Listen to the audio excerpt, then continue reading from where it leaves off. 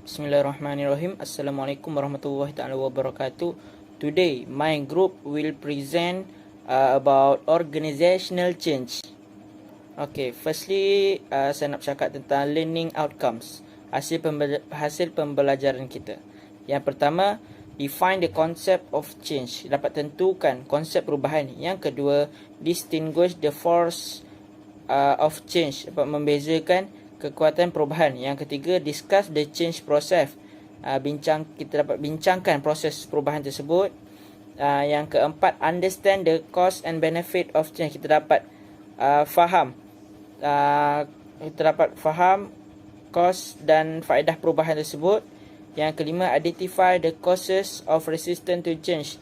Dapat kenal pasti sebab-sebab rintangan ataupun penentangan terhadap perubahan tersebut. Dan yang kelima, yang akhir sekali, explain the ways to manage resistance to change. Dapat terangkan cara untuk menguruskan penentangan terhadap suatu perubahan tersebut. Baiklah, seterusnya kita akan masuk kepada introduction. Okey, kita akan masuk kepada introduction. Okey. Change is inevitable in any organization. So, perubahan ni tidak dapat dielakkan dari mana-mana organisasi. Setiap organisasi pasti akan berlaku perubahan. Okay. Some change can be initiated by the organization itself. Otherwise, the organization must learn how to respond and adapt quickly and effectively to the requirement of completely new circumstance. Okay, so sebilangan perubahan boleh dilakukan oleh organisasi itu sendiri. Okey, jika dia tak dapat melakukan perubahan satu organisasi itu, so organisasi itu mesti menyesuaikan diri. Anda mesti belajar untuk menyesuaikan diri supaya dapat bertindak balaslah dengan cepat dan berkesan terhadap keperluan dalam keadaan yang barulah. Dia kena belajar untuk mengadaptasi diri dia, menyesuaikan diri dia dalam keadaan yang baru. Okay, yang seterusnya, a change in any one of an organization environment can create difficulties. As manager or non-managers in the future, we may need to change all of part of an organization. Successfully changing an organization requires knowing how to manage change deliberately cause change. So dekat sini perubahan dalam satu organisasi itu boleh menyebabkan ataupun boleh menimbulkan kesukaran lah. So kat sini suatu hari nanti kalau kita sebagai manager ataupun bukan manager, kita mungkin perlu mengubah sebahagian organisasi. So untuk berjaya mengubah sesuatu organisasi ni, kita mesti memerlukan ilmu pengetahuan tentang bagaimana nak menguruskan perubahan tersebut. So secara tak langsung kita akan membawa satu perubahan yang baru. Okey, seterusnya konsep perubahan akan diterangkan oleh kawan saya. Thank you.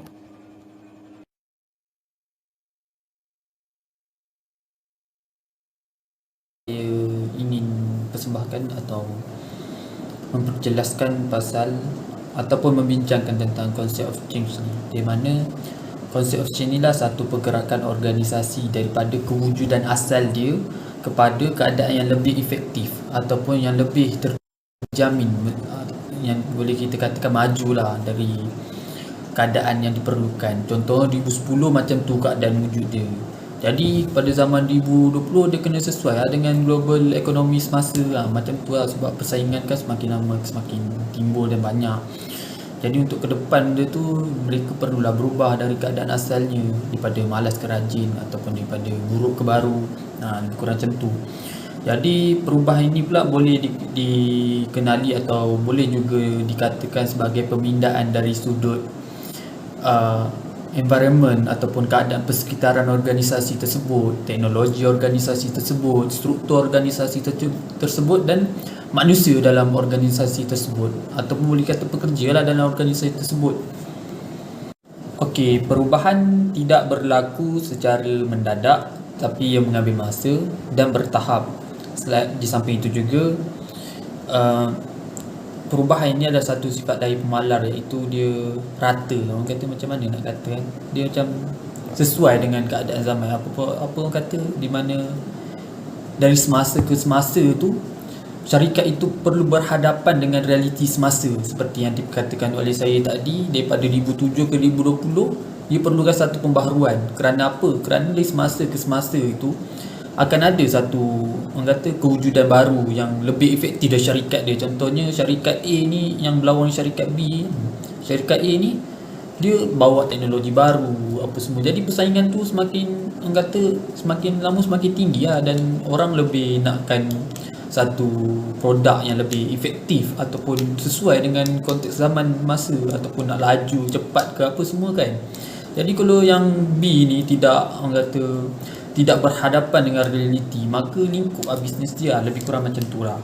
Jadi sekadang ni juga perubahan ni dia senang je, benefit dia macam benefit dia ataupun kebaikan dia ni mudah je. Seperti keperluan kepada teknologi yang baru, yang lebih, orang kata, lebih efficient, orang kata lebih sesuai, dan keberkesanannya lebih menarik. Dari tak tahulah, dari sudut kelajuan ataupun pengeluaran produk semakin laju, ataupun proses produk itu semakin mantap, yang di mana sesuai dengan konteks zaman semasa, konteks zaman tersebut. Walaupun bagaimanapun perubahan ini terkadang juga boleh menjadi satu ancaman, di mana ancaman tersebut atau perubahan tersebut tidak anticipate, tidak masuk dalam sebuah organisasi itu, dan organisasi itu tidak mengikut atau arus perubahan ataupun arus perubahan zaman itu untuk mengekalkan dia orang punya niat, apa tu, sustainability, mengekalkan, maintain atau mengekalkan, macam tu lah lebih kurang. Okey, dia ada dua bentuk tentang perubahan change ni, kata perubahan organisasi ni. Satu, perubahan yang mengikut perancangan ataupun yang telah dirancangkan. Yang kedua ni tidak dirancangkan. Kurang okey. Untuk yang dirancang ni lebih kepada di mana keputusan dia adalah satu keputusan yang disengajakan itu membawa kepada perubahan ataupun mengubah atau sebuah organisasi. Jadi ia juga boleh dikatakan satu transformasi, satu pembawaan, satu perubahan yang dipikir mendalam, yang dipikir berat nak buat benda ni kan. Dipikir secara mendalam tentang keadaan, situasi keadaan yang telah dihadapi ataupun yang dihadapi oleh organisasi. Jadi plan change ni juga, ataupun perubahan yang dirancang ni, yang terancang ini juga boleh dikatakan sebagai perubahan proaktif, di mana perubahan proaktif ini memerlukan, bila organisasi ini memasukkan satu perubahan yang dilakukan itu adalah diperlukan. Maknanya desirable ni bukan, orang kata, macam mana nak kata, desirable ni keinginan, satu keinginan, bukan satu keperluan. Ia lebih kepada teratur dan efisien, yang berguna, orang kata yang mantap, bukan macam tu boleh dikata mantap dan tersusun dalam punya perancangan tu. Jadi untuk unplanned change ni,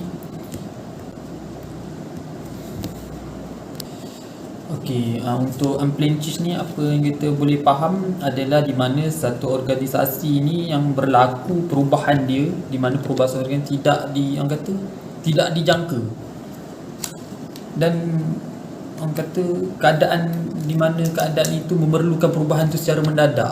Lebih kurang macam COVID-19 Kita tak ni pun, orang kata kita tak terfikir pun akan berlaku benda ni. Jadi benda ni perlu dilakukan macam SOP dalam suatu syarikat. Benda ni tak dirancang kan, tapi benda tu berlaku dan diperlukan dan perlu dihadapi oleh kesemua syarikat yang ada. Dia bukanlah sesuatu yang dirancang. Dia macam itulah, nak kata macam diperlukan. Jadi boleh juga dikatakan satu reaktif, satu tindak balas daripada keadaan semasa tu. Reaktif ni dia boleh kata macam reflection ataupun kita kata reaksi ni adalah satu tindak balas dengan keadaan semasa, di mana apabila keadaan itu dipaksa atau kata macam keadaan itu memburuk atau beban kepada satu organisasi itu menjadi beban di mana sehingga menyebabkan satu organisasi itu dia tak ada pilihan selain untuk berubah. Izzah binti Wan Ngah, nombor matrik I20204830. Okey, tajuk saya adalah Force of Change, kekuatan dalam perubahan. Kekuatan untuk berubah. Okey, dia kekuatan yang mendorong organisasi. Kekuatan yang mendorong organisasi untuk berubah boleh menjadi luaran atau dalaman. Kekuatan perubahan dalaman. Ada 3 perubahan dalaman yang dapat dikenal pasti, iaitu yang pertama adalah strategic change. Strategic change ini bermaksud perubahan strategik. Perubahan yang berlaku kerana transformasi dalam pengurusan strategik dan tidak lagi merasakan hal yang sama mengenai organisasi. Pemimpin yang berbeza akan membawa syarikat menyebabkan penurunan keberkesanan pekerja. Oleh kerana perubahan strategi ini, orang akan melihat organisasi sebagai gaya pengurusan yang berbeza. Contoh yang biasa berlaku ialah seorang ketua jabatan, maksudnya seorang bos tu dia baru dilantik. Lepas tu pekerja ni dia tolak perubahan yang bos tu buat. Orang takut untuk mengakui apa yang akan dibawa oleh perkara baru ini kepada mereka dan enggan melakukan sesuatu yang berbeza. Diorang tak nak buat benda yang berbeza. Okey, yang kedua adalah cultural change, iaitu perubahan budaya. Orang menentang perubahan kerana banyak sebab. Antaranya adalah sebab kebiasaan. Orang ni tak suka diminta atau diberitahu oleh untuk melakukan sesuatu yang bertentangan dengan apa yang dia dah biasa buat. Macam tu. Sebagai contoh, ketika komputer pertama kali diperkenalkan, ia membantu pekerja dengan rela mentransfer dari menggunakan mesin typewriter tu untuk belajar bagaimana menggunakan komputer adalah masalah yang utama. Sebilangan besar generasi tua tidak mahu mengalami perubahan ini. Okey, yang ketiga adalah needs and values. Needs and value ini adalah keperluan dan nilai. Pada masa ini, kepentingan untuk mempertimbangkan keperluan dan nilai pekerja adalah masalah yang besar bagi organisasi. Banyak pekerja lebih cenderung kepada kualiti hidup dan kurang ke arah penghargaan kewangan. Oleh itu, permulaan waktu kerja yang fleksibel tu boleh berubah dan boleh disesuaikan. Minggu kerja yang mampat dan kemudahan penjagaan anak sangat penting untuk dipertimbangkan oleh organisasi. Perubahan dalam keperluan dan nilai pekerja dapat menjadi pendorong yang kuat untuk perubahan organisasi. Dua adalah external forces of change, iaitu kekuatan perubahan dalaman. Along with internal forces, organisation also encounter external pressure for change, iaitu dengan kekuatan perubahan dalaman, organisasi juga menghadapi tekanan perubahan luaran. Daya luaran untuk perubahan datang dari pelbagai sumber seperti workforce diversification, iaitu kepelbagaian tenaga kerja. Kepelbagaian tenaga kerja adalah perbezaan latar belakang pendidikan, kemahiran bahasa langsung dari pihak atasan. Okey, yang ketiga adalah competition from globalization, iaitu persaingan dari globalisasi. Globalisasi menggambarkan proses di mana ekonomi, masyarakat dan budaya serantau telah disatukan melalui jaringan komunikasi, pengangkutan dan perdagangan global. Ini meningkatkan aliran barang, perkhidmatan, orang, modal nyata dan wang melintasi sempadan negara untuk mewujudkan ekonomi dunia yang lebih bersepadu dan saling bergantung. Untuk mengekalkan perniagaan, syarikat harus bergerak global dan meningkatkan jangka masa perniagaan mereka. Perubahan ini melibatkan pelaburan dan perancangan tenaga kerja yang besar. Okey, seterusnya adalah social trends, iaitu aliran sosial. Dalam 2 dekad yang lalu, evolusi dalam aliran sosial menunjukkan bahawa organisasi berubah. Terdapat perubahan yang jelas dalam kepercayaan mengenai perkahwinan dan penceraian. Generasi muda melambatkan perkahwinan dan lebih banyak kes penceraian berlaku. Oleh kerana generasi muda lebih suka tinggal bujang lebih lama. Dan permintaan untuk makanan sejuk beku yang sangat tinggi. Pada 1 dekad terakhir, perniagaan yang menawarkan makanan sejuk beku, makanan segera dan lain-lain harus memenuhi perubahan ini untuk memenuhi permintaan yang semakin meningkat. Okey, yang kelima adalah economic shock, iaitu kejutan ekonomi. Pola perubahan ekonomi global yang tidak dijangka menyebabkan banyak perniagaan menjadi muflis. Masalah ekonomi menyebabkan ketidaktentuan. Dan jika organisasi tidak bersedia untuk perubahan yang tidak dirancang, kerosakan besar akan berlaku. Sebagai contoh, dalam beberapa tahun terakhir, ketidakstabilan mata wang AS telah menggegarkan pasaran saham di seluruh dunia dan mengakibatkan banyak perniagaan ditutup. Begitu juga ketika harga turun, banyak syarikat perkhidmatan minyak menjadi bankrupt. Okey, yang terakhir world politics, iaitu politik dunia. Kestabilan politik negara adalah faktor penting untuk menentukan kecekapan perniagaan. Perubahan berterusan dalam pemerintahan yang berkuasa dan rusuhan dan kemerosotan politik besar mempengaruhi organisasi. Perubahan dan politik dunia seperti peningkatan kekuatan China dan India akibat pembukaan pasar akan menyebabkan organisasi besar mengalihkan perniagaan mereka dari barat ke timur.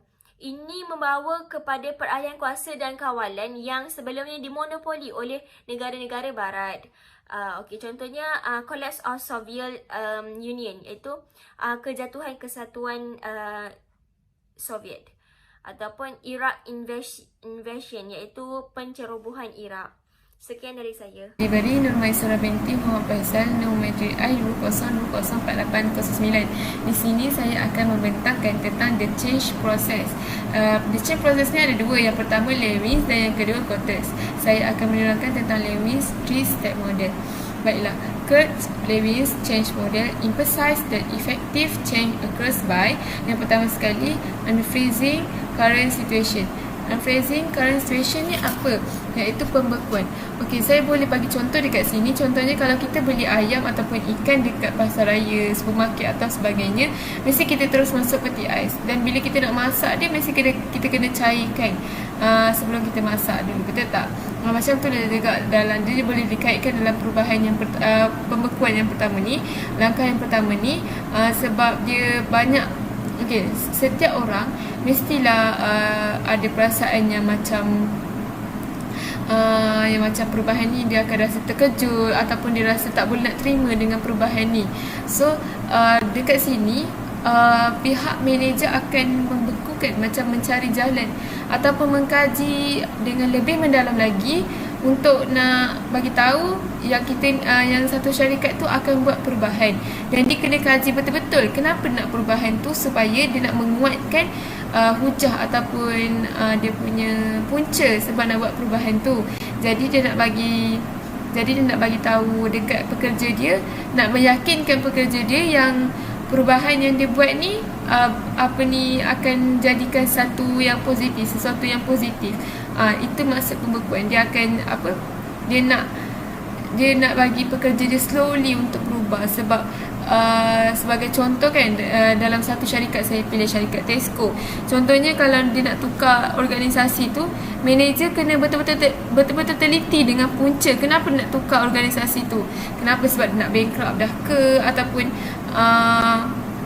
macam dia rasa macam orang ni lebih arif dan rembat mi ke, atau sebagainya. Macam tu lah maksud saya. Bila dah tahu punca dengan benda-benda itu, mesti macam orang rasa macam betul juga macam tu. Baiklah, Yang seterusnya pula, changing toward decided situation. Maksudnya kat situ perubahan. Perubahan tu maksudnya yang kedua ni adalah langkah perubahan yang mana dilakukan oleh ejen perubahan. Dia memulakan perubahan ni dengan menjelaskan kepada semua pekerja dia yang perubahan yang dibuat ni memang betul-betul akan menjadikan sesuatu yang positif. Dia kena buat perubahan ni dan dia kena macam support dia punya pekerja dia tu, dia kena support bagi pekerja tu menonjolkan kemahiran yang baru ataupun menonjolkan bakat yang baru.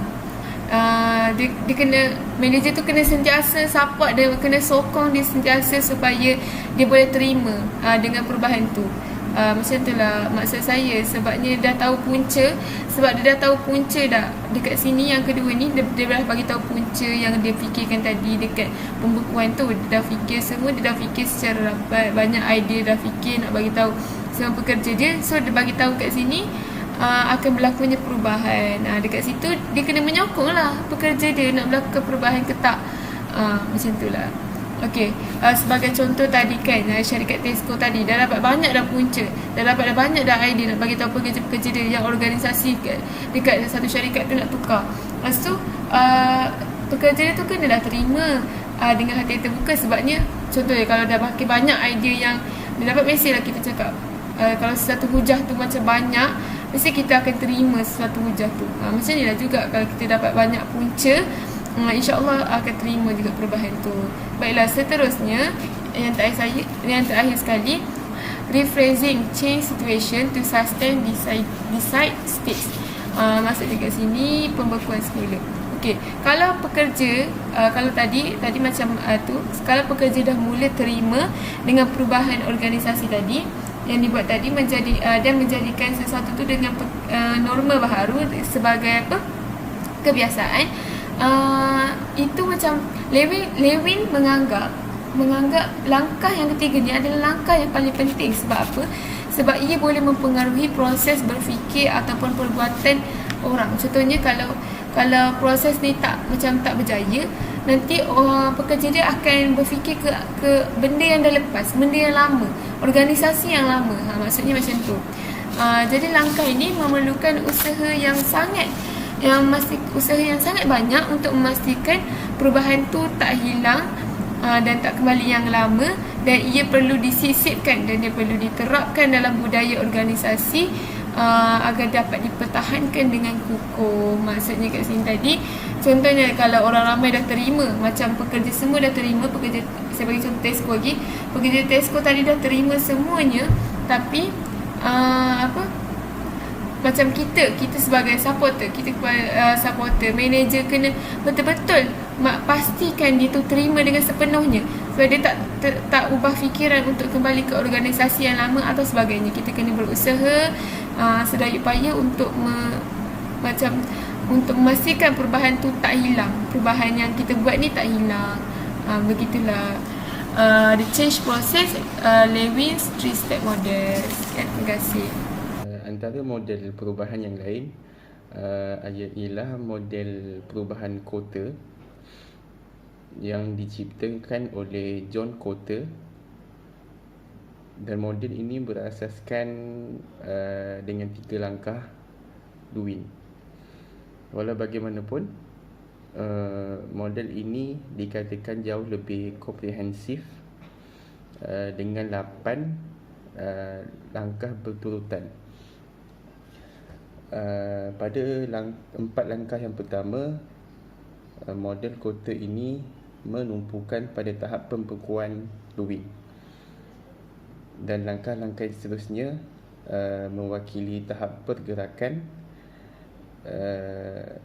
sementara langkah yang terakhir menggambarkan tahap pembekuan semula.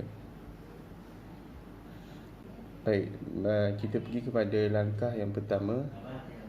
Langkah pertama iaitu untuk membuat urgensi. Langkah pertama ini berharapnya berlaku perubahan dan ia ada kebaikan jika seluruh syarikat benar-benar menginginkannya.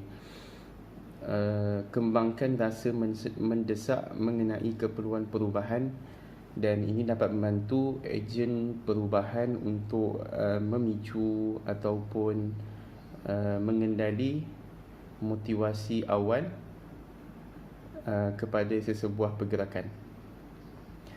Dan ia juga bukan sekadar menunjukkan statistik penjualan sama ada ia buruk ataupun ia juga membincangkan peningkatan persaingan. Sekiranya ramai orang mula bercakap mengenai perubahan yang telah dicadangkan oleh ejen perubahan itu sendiri, maka agensi dapat membina dan memakan dirinya sendiri. Seterusnya, langkah kedua, membentuk gabungan yang kuat. Pada langkah ini, ia memerlukan keyakinan orang bahawa perubahan tersebut itu perlu. Ia sering memerlukan kepimpinan yang kuat dan sokongan yang nyata dari orang-orang penting dalam sesebuah organisasi. Ejen perubahan dalam langkah ini dapat mencari pemimpin perubahan yang berkesan di seluruh organisasi dan tidak semestinya mengikut kepada hierarki syarikat tradisional. Untuk memimpin perubahan, ejen perlulah menyatukan gabungan atau pasukan dari orang-orang berpengaruh yang kekuatannya berasal dari pelbagai sumber, termasuk gelaran pekerjaan, status, kepakaran dan kepentingan politik. Setelah dibentuk, koalisi perubahan perlu bekerja sebagai satu pasukan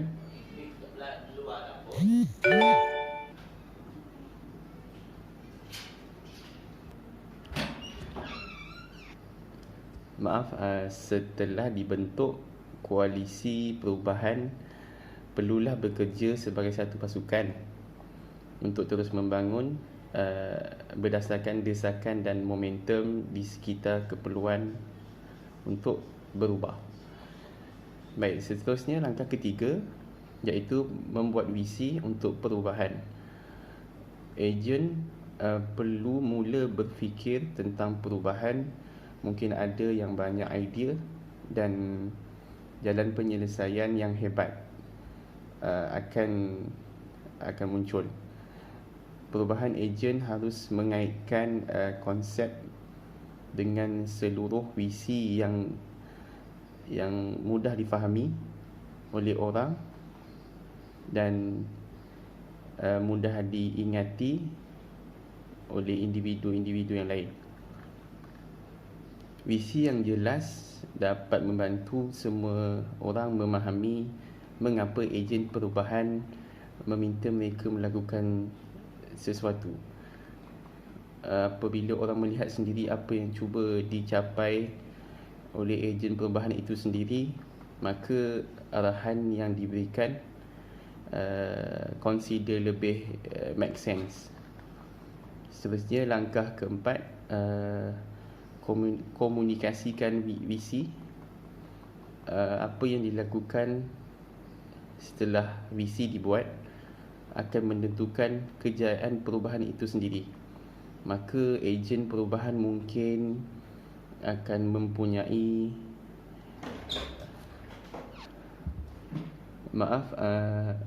mesej daripada ejen mungkin mempunyai persaingan yang kuat daripada komunikasi rutin harian dalam syarikat tersebut. Jadi ejen perlulah menyampaikan dengan berkali-kali ataupun secara terang-terangan agar ia dapat memasukkan ke dalam semua yang apa yang dia akan lakukan. Janganlah hanya mengadakan pertemuan khas, sebaliknya bincangkan tentang setiap peluang yang berlaku. Itu yang lebih menarik individu yang lain.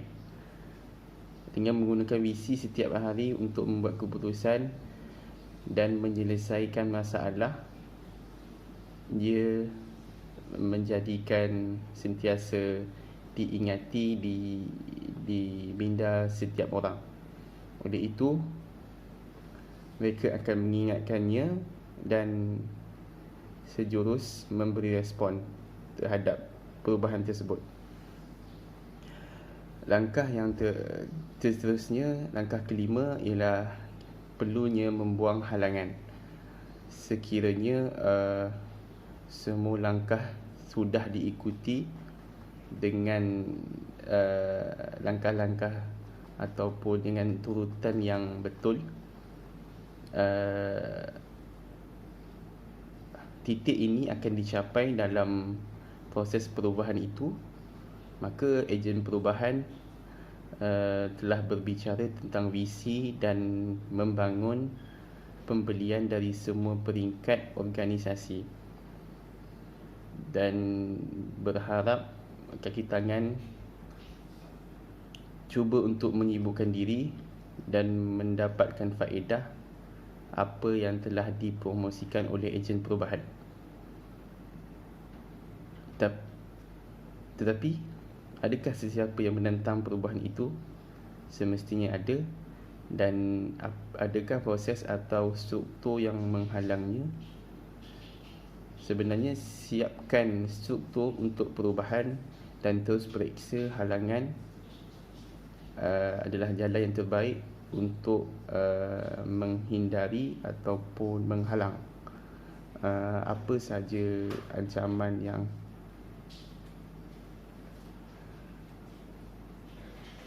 apa sahaja halangan ataupun cabaran yang akan datang.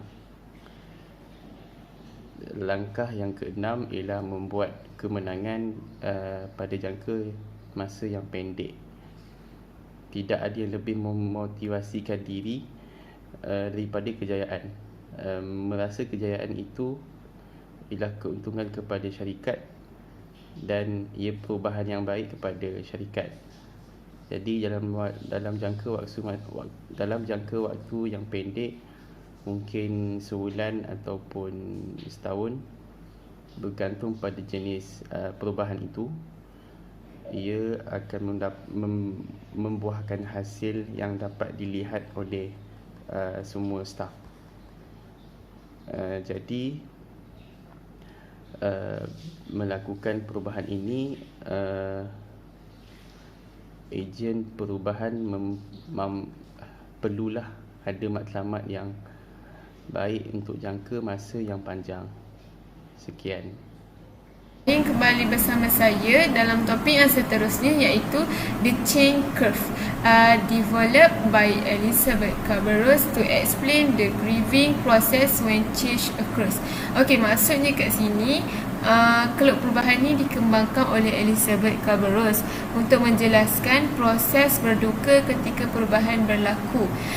Maksudnya kat sini macam reaksi bila kita dah terima perubahan tu, macam mana? Mestilah kita ada reaksi, takkanlah kita terus terima je perubahan tersebut.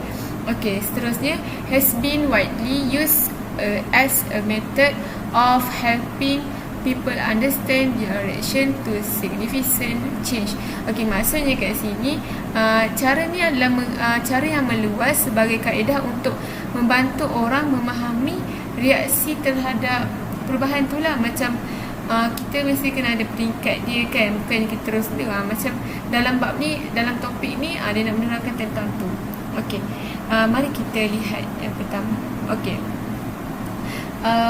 yang pertama sekali, mestilah bila dah berlakunya perubahan tu, mesti orang ramai macam, mesti ada yang tolak, tak mustahil ada yang tolak. Lepas tu dia rasa macam macam mana, dia rasa macam dia macam terkejut dengan perubahan ni. Dia elok-elok dah macam ni, tiba je macam ni, mesti ada terkejut. Dan dia bertindak balik dengan status quo. Status quo tu yang dia dah biasa buat.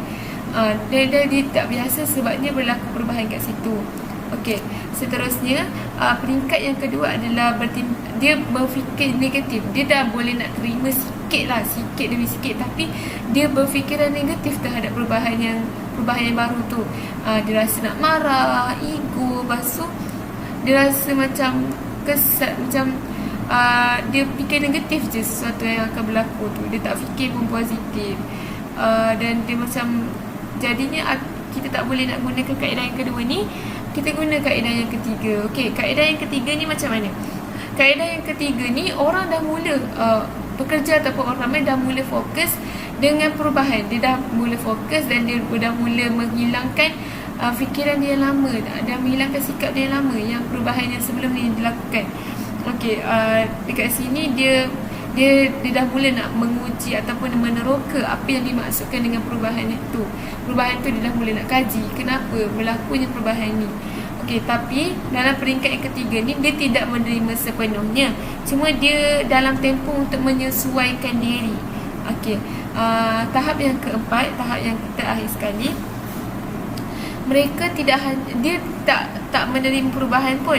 Dia bukannya menerima perubahan, malah dia juga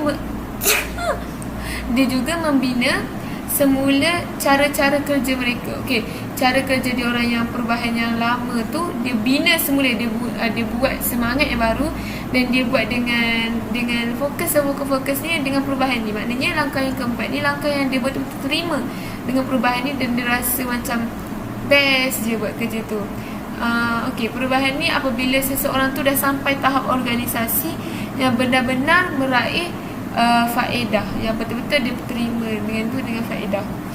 Okey, setakat itu saja daripada. Assalamualaikum warahmatullahi wabarakatuh. My name is Nurjian Nadira binti Ibrahim, I20204818.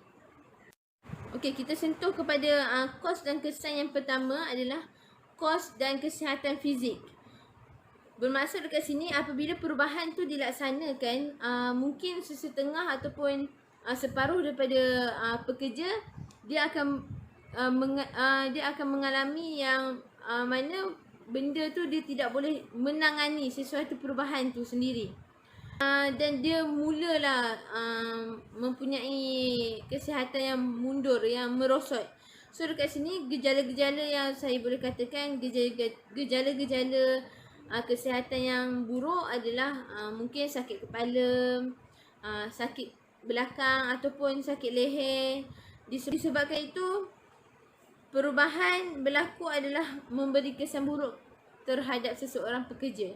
So dekat sini senang yang saya dapat simpulkan dekat poin yang pertama ni adalah perubahan ni mungkin dia memberi kesan yang baik dan mungkin memberi kesan yang buruk. Kalau dekat dalam poin yang pertama ni saya dapat jelaskan dekat sini tentang perubahan ni akan menjejaskan kesihatan seorang pekerja apabila tidak dapat menangani perubahan tersebut dengan baik. Dan apabila pekerja mempunyai masalah kesihatan, maka pekerjaan dia pun akan merosot. Okey, kita masuk kepada poin yang kedua, iaitu kos promosi dan pemindahan fizik. Okey, sekejap ya. Okay, despite getting promoted or being transferred to a better location due to good performance. Okay, walaupun sesetengah individu ataupun sesetengah pekerja dinaikkan pangkat ataupun diletakkan di sesuatu syarikat yang baru, yang ada prestasi yang baik, tetapi perubahan ni kadang-kadang dia memberi tekanan kepada seorang pekerja itu sendiri. Seperti contoh masa yang diperlukan untuk berkenal-kenalan dengan staf-staf baru ni, dan masa untuk mengenali kemahiran dia dan gaya hidup syarikat yang baru ni. Itu perubahan yang negatif yang memberi tekanan kepada seseorang pekerja tu sendiri. Okey, tetapi ada juga orang-orang yang di sekitar ataupun di sekeliling dia dapat menimbulkan kegelisahan dia. itu juga boleh menyebabkan tekanan terhadap seorang pekerja.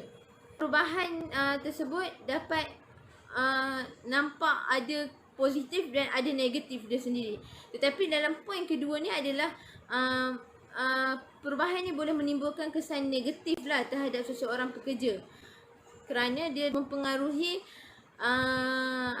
kemerosotan pekerja tu sendiri. Seterusnya kita masuk kepada poin yang ketiga, iaitu kos fizikal dan penempatan semula penempatan semula pekerja yang dinamakan physic cost and employees relocation. Okey. Penempatan semula pekerja ni mempunyai banyak sebab. Dan antara sebab yang boleh saya katakan adalah dia mempunyai kekurangan sumber dan mungkin disebabkan usaha untuk perniagaan baru. Dan penempatan semula pekerja ni dia memerlukan lebih banyak masa untuk penyesuaian diri dia sendiri dengan tempat baru, orang baru, kemahiran baru dan sebagainya lah. Sebilangan pekerja dia menjalani benda perubahan tu dengan mudah, dan ada sebilangan pekerja yang dia memerlukan masa yang lebih lama untuk penyesuaian dan mengenal orang-orang baru, tempat baru dan kemahiran baru. Oleh itu, perubahan dalam penempatan semula pekerja ni boleh menjadi kos melebihi faedah yang timbul semasa proses perubahan. Ejen perubahan perlu mengubah dan melambatkan ataupun menghentikan proses tersebut.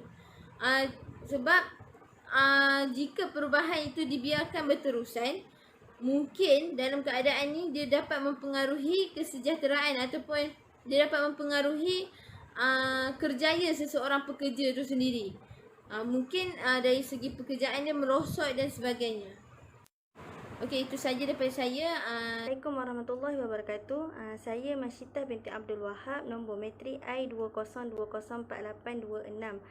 Saya ingin membentangkan tajuk resistant to change. Resistant to change ni adalah rintangan untuk berubah.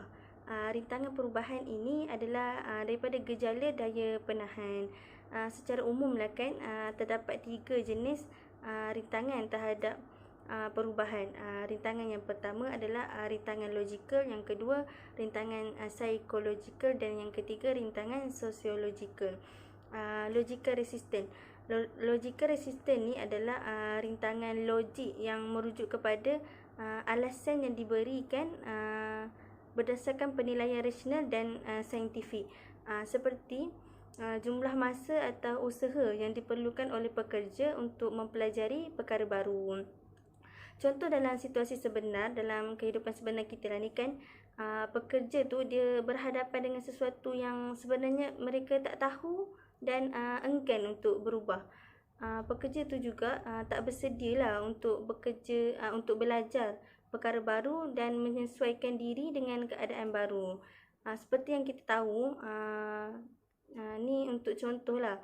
Contoh seperti yang kita tahu, penggunaan komputer sekarang kan dianggap kebiasaan. Jadi jika pekerja tu adalah seorang accountant, dia akan menghadapi situasi di mana dia perlu berubah lah daripada menjadi accountant yang mulanya menulis di atas kertas kepada accountant yang menggunakan digital.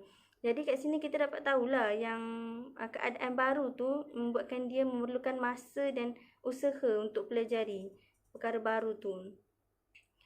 Pekerja ni juga jadi tidak bersedialah untuk belajar perkara baru sebab mungkin susah untuk menggunakan digital daripada menulis, membuatkan dia jadi tidak mahu berubah.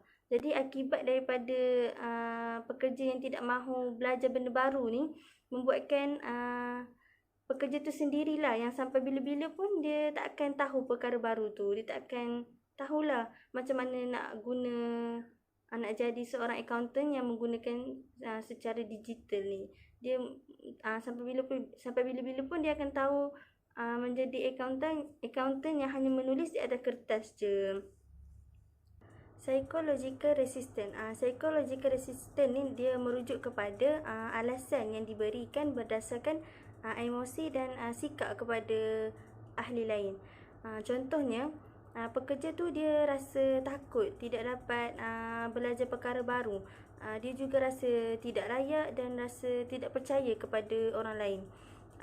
Kadang-kadang pekerja ni dia menghadapi peristiwa di mana mereka takut situasi baru yang akan membawa perubahan. Sebabnya mereka ni adalah jenis yang menolak untuk menerima perubahan kerana tidak mahu keluar dari zon yang selesa. Contohnya, bila pekerja dipindahkan ke jabatan lain, dia akan memberi alasan lah dari segi emosi ataupun sikap. Seperti pekerja tu dia rasa tidak layak duduk di jabatan itu, lepas tu dia rasa tidak percaya kepada pekerja lain dalam jabatan baru tu yang telah ditetapkan oleh organisasi tu. Sociological resistance. Sociological resistance ni merujuk kepada alasan yang diberikan berdasarkan kepentingan kumpulan dan nilai suatu kumpulan tu, seperti gabungan politik, persanggahan nilai kumpulan dan keperluan untuk menjaga persahabatan dari segi hubungan yang harmoni antara pekerja yang ada.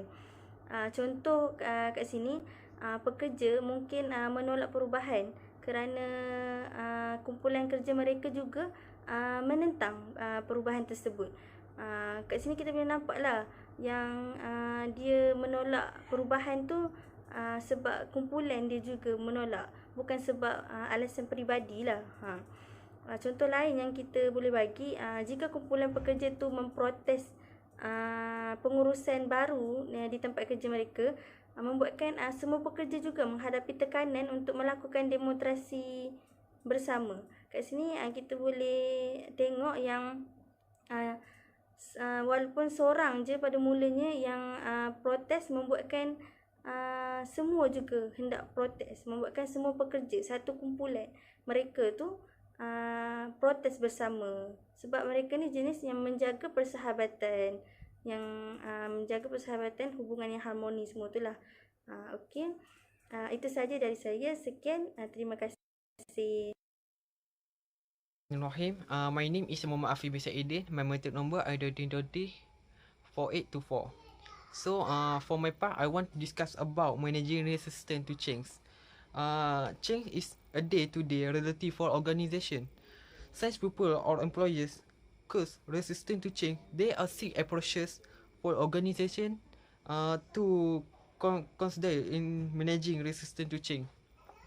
So dapat kita ketahui perubahan berlaku pada hari ke hari. Jadi organisasi perlu menyesuaikan diri terhadap perubahan yang berlaku. Oleh disebabkan perubahan yang berlaku, terdapat juga pekerja-pekerja yang menentang terhadap perubahan ini. Oleh itu terdapat 6 approaches ataupun dikatakan pendekatan yang dipertimbangkan oleh organisasi dalam penentang terhadap perubahan. The first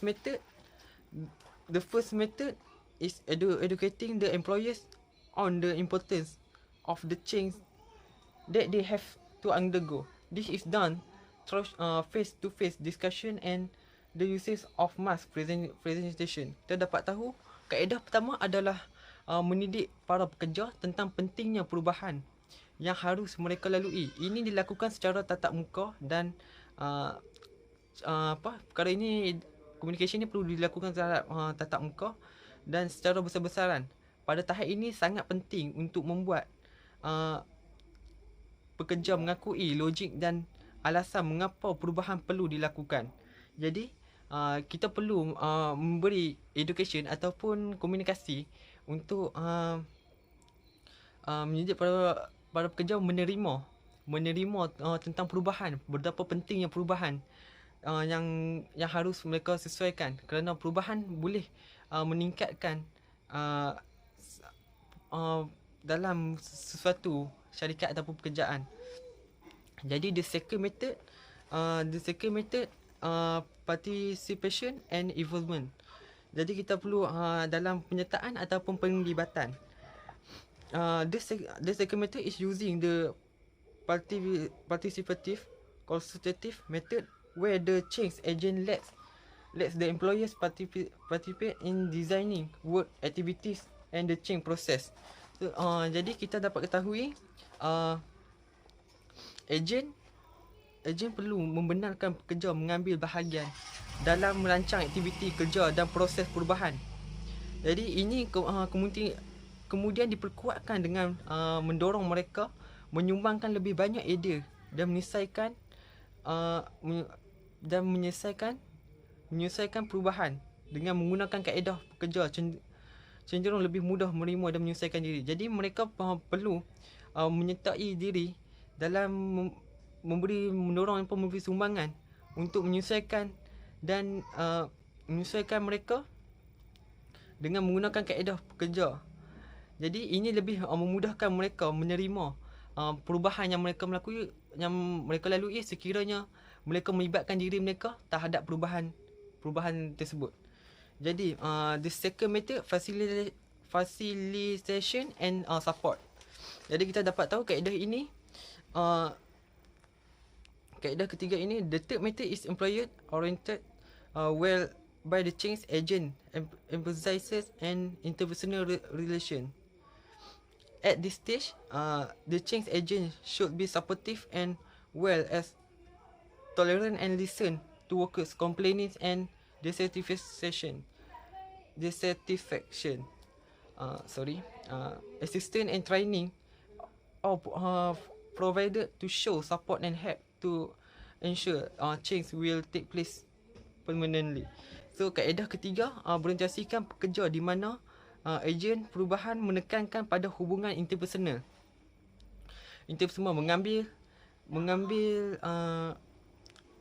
Mengambil surat peribadi terhadap keperluan pekerja dan menerima perbezaan individu. Pada tahap ini, ejen perusahaan harus menyokong dan berorientasikan serta mendengar keluhan dan ketidakpuashatian pekerja. Jadi organisasi perlu support ataupun berorientasikan pekerja dan mendengar sebarang keluhan dan ketidakpuashatian terhadap pekerja-pekerja untuk membantu kita untuk lebih kita fokuskan kepada apa yang mereka tentang terhadap perubahan tersebut. Yang the fourth method, negotiation and agreement, rundingan dan perjanjian.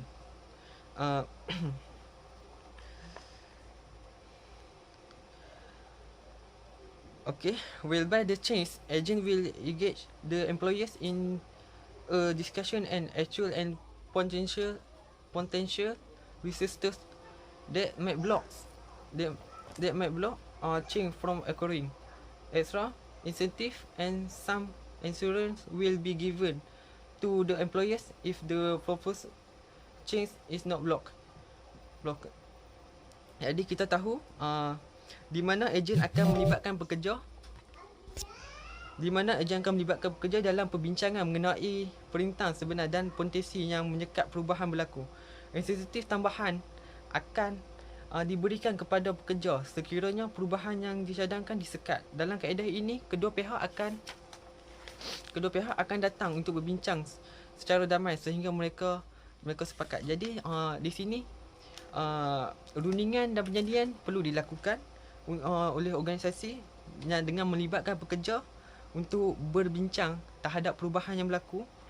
Jadi di sini sekiranya berlaku sesuatu perkara yang tidak mereka sepakati, mereka boleh berbincang secara damai terhadap apa yang sesuai dan apa yang mereka ingin sepakatkan. The fifth, manipulation and competition. The fifth method is by influencing the selected resistors so as to withdraw them from continuously willing resistance among other employees. This method manipulates the resistor by providing them opportunity to hold authority in event and make the change happen instead of being the resistors. Okay, yang kelima. Metod yang kelima adalah mempengaruhi perintah terpilih. Dapat dilakukan dengan memberi informasi dan atur cara untuk mendapat dukungan maksimum bagi perubahan. Mereka berpeluang untuk memegang kuasa dalam peristiwa perubahan. Jadi, organisasi melakukan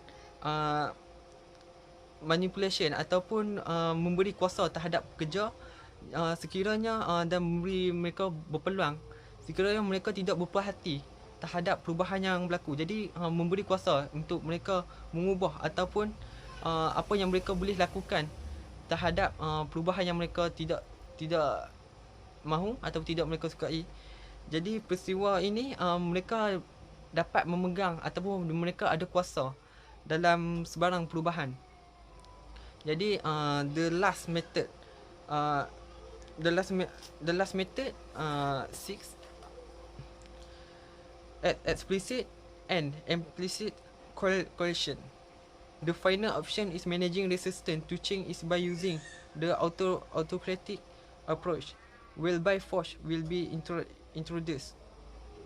They will use their power to make the employers accept change through explicit and implicit threats to resistance. Okay, kaedah ke-6 adalah memusatkan kuasa menentukan kaedah kerja membuat keputusan sepihak. Kaedah ke-6 ni lebih kepada paksaan dan mengahadkan permintaan. Mereka akan membuat pekerjaan menerima. Mereka akan membuat pekerja menerima perubahan walaupun itu sesuatu yang mereka merasa terancam terhadap perubahan tersebut, tapi organisasi membuat paksaan terhadap para pekerja ini untuk menerima walaupun itu daripada segi tersurat dan tersirat. Okey, itu saja daripada saya yang dapat saya kongsikan tentang managing change resistance. So this is six method we have organization have to know about managing resistance to change. Okey, sekian itu saja daripada saya. About the case study, my name is Nur Najwa Izzati binti Mustafa Kamal. My metric number is I20204819. Okay, we just jump into case study. In this case study, after World War II, Japanese car makers faced an era of disruption in the automotive industry. The car makers' production team found it difficult to purchase components as there were financial issues due to the aftermath of World War II. On the other hand, American automotive manufacturers such as Ford and General Motors were taking full advantage to gain the world market share. In order to keep pace with Western rival, Toyota realized that they had to do something immediately. The action that was to be taken needed to be low cost as the company was still recovering from the effect of the war. Realizing this, Mr. Taichi Ohno, who was an engineer at Toyota, convinced the top management team to implement the just-in-time JIT approach. He suggests that the company needed to adopt this strategy as it will reduce costs while production still runs smoothly. If all worked as planned, if all worked as planned, the JIT approach suggests that supplies should reach the production area only when it is ready to use. This is not only helps the organization reduce the order and storing cost of heavy machinery and equipment, but Toyota will not have to waste money, time and energy dealing with a supplies that is not needed immediately. Additionally, more spare cash in hand will be used for organization to pursue other venture and opportunities. No inventory will be tied up or stored unnecessarily until it used. So, the best part is Toyota agreed to adopt the idea of by Mr. Taichi Ohno. Although it was done over a period of time, it immediately shown significant result and brought Toyota to where it is present. And nowadays, everyone know the Toyota brand, the name of Toyota. Okay, we go to the first question of the case study. The question is, the question here say, How did the change proposed by Mr. Taichi Ohno assist Toyota in re-establish its business after World War II? Alright. As the result of World War II, Japanese car market, as I said earlier, Japanese car market, including the supplier, was almost destroyed. And of course, the biggest car manufacturer at that time took the chance to step in this fertile market and then block every move of all Japanese car factories. So, Mr. Taichi Ohno, a car engineer of Toyota company, has persuaded his manager to change their way of work from mass produce to produce their product following a defined plan in period, so that Toyota could survive to race with other American car producers. Taichi Ohno also thought that instead of having to pay for a huge number of machine, tire, etc., and pay for the rental to store those auto parts as well, this new method will benefit both Toyota and their customer. Okay, what both two parties. Alright, the first what really benefit the two parties is the first one.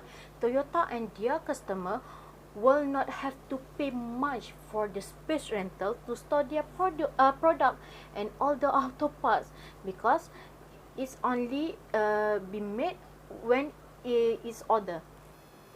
Okay, the second one, what is really benefit to both parts is this method also allowed the customer to receive their goods in time when they were ready to use it. And the third one, Toyota will have more capital to work on other activities, create opportunities to earn more revenue, and the company will not have to worry about the inventory. Okay, that is the first question of the case study.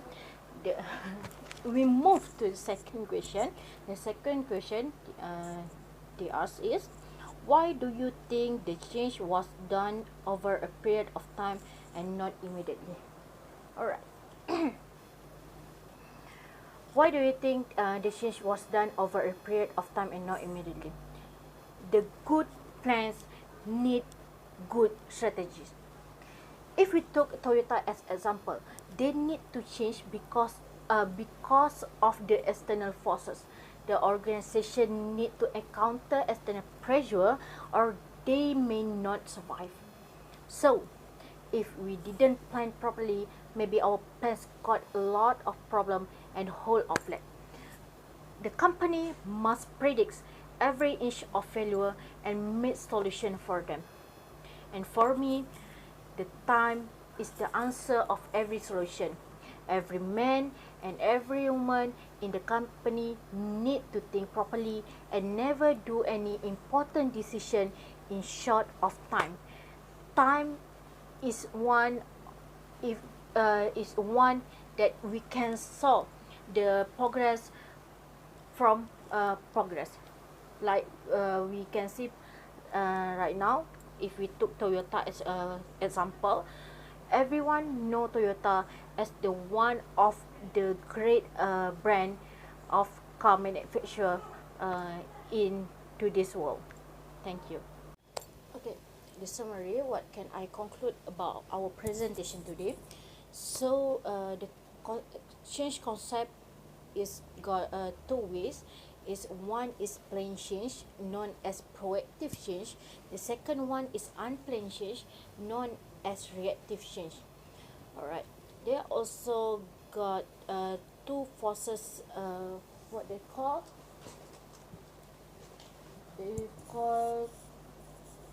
the forces driving change. The forces driving change got two.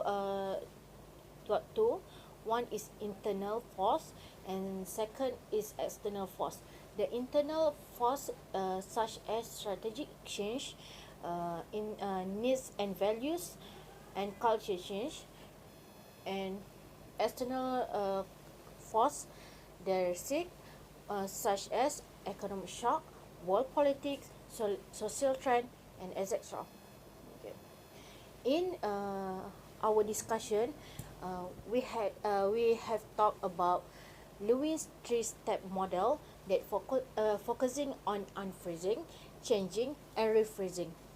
And we also talked about Kotter's change model that's got step 1 to step 4 is like Lewis three-step model unfreezing. Step 5 to step 7 is like changing the movement, and step 8 is refreezing. Alright, and then the last models is we discuss about the change curve. Okay, the change curve, there are got 4 stage: the first stage, second stage, third stage, and fourth stage. Okay, at the first stage, people initial reaction may be shock or in denial. Okay, but when people reach to stage 4, people had accept and embrace the change. Okay.